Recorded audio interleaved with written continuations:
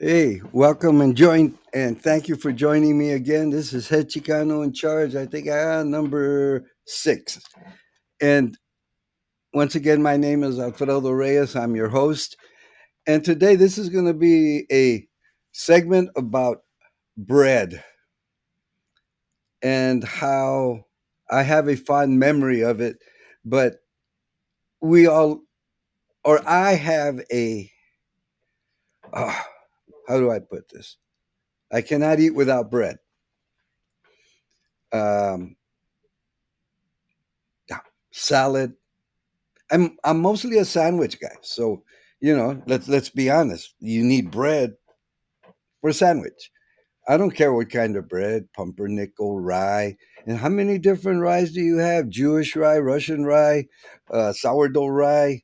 It is amazing. And I go through a bakery and I get lost in it. I'm looking at all the different breads and I'm trying to imagine, okay, how can I get this? Where can I eat this? Because, hey, I'm your typical Chicano, old, prone to cholesterol, and they keep telling me that bread is not healthy for you.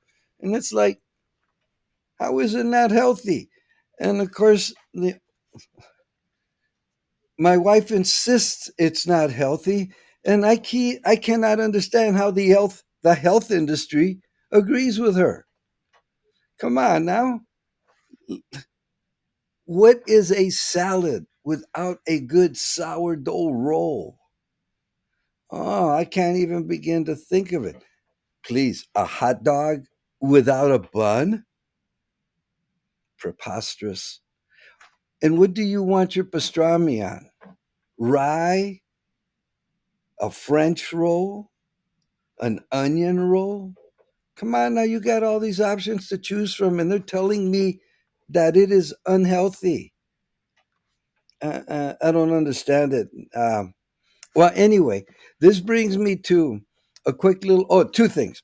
One, we discovered at our church during the Lenten fish fry and Wednesday soup and salads was that if you take, and I got to get this right, Hawaiian King, their rolls, and if you happen to have a deep fryer, you put them in and you cover them with the other basket and you fry them for about 40 seconds. And when you pull them out, you toss them in a bag of cinnamon sugar. Shake them around a little bit, pull them out, let them cool for about 2 seconds. And when you tear them apart, it's like having your own churro. It is amazing how good they taste. And that's just a public service announcement. But getting back to it, somewhere in the 8th grade, my father sent me to go get some bread. And I walked down to the corner store. I even remember the lady's name, Mrs. Nellerman. And I walked in there, and I can't remember how I did it, but I got the bread, and I remember it was Wonder Bread. No, it wasn't Wonder Bread because it had a clear wrapper. But anyway, I got the bread, and I walk up to the house, and I walk into the kitchen, and I give it to my dad.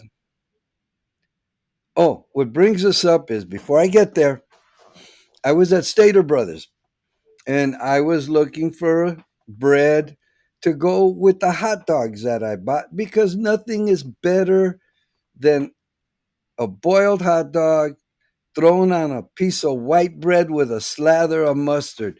Man, you got a 3 bite little meal there. So I was looking for this bread and I was squeezing the loaves, trying to figure out, oh, they had artisano, they had bimbo. I like that name for a bread. They had another bread. I'm like that. And there's this gentleman looking at me, and I thought, oh, okay, I can see why he's doing. But hey, man, I'm looking for a fresh loaf of bread. Anyway, going back, I get up to the house.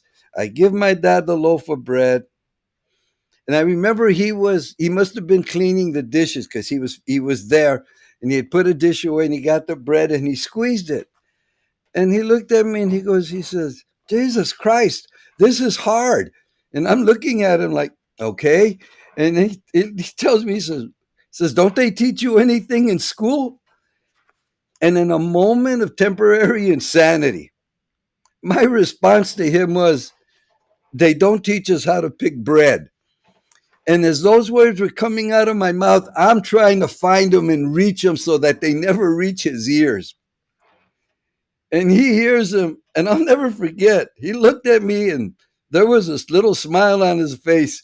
And then he got stern and he goes, I'm going to let you get away with that one, but don't you ever get smart like that with me again. And I knew God had granted me a second life. I never forgot that. Anyway, that's my story with bread. You all take care. See you later.